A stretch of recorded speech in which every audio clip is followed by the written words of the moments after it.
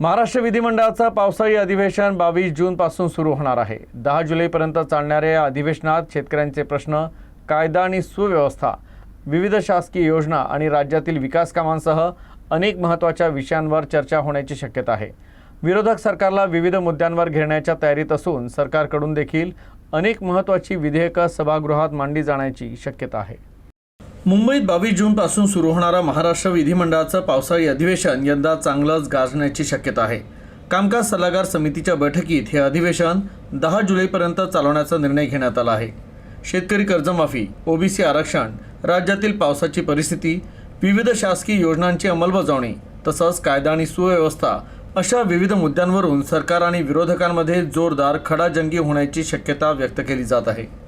विरोधक सरकारला विविध प्रश्नांवर धारेवर धरण्याच्या तयारीत असताना सरकारकडून देखील अनेक महत्त्वाची विधेयकं आणि विकास योजनांशी संबंधित प्रस्ताव सभागृहात मांडले जाण्याची शक्यता आहे।